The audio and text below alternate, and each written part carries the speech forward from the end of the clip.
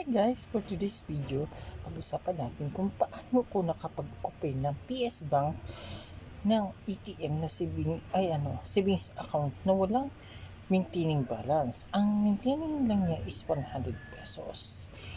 Papakita ko po ang aking ATM. Ito po siya.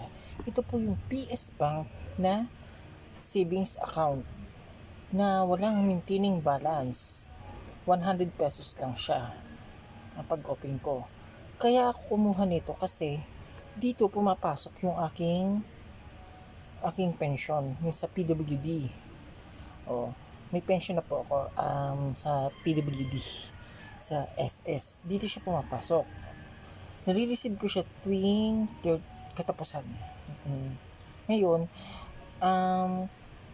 pag, pag siniro mo siya, yung 100 na gamit mo, mag-charge ka ng 300.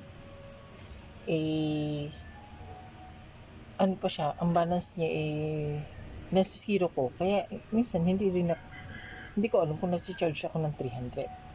Tapos, ang kagandahan kasi nito, pag nawala ang ATM mo, yung online banking mo, may lock. May ilalak mo siya.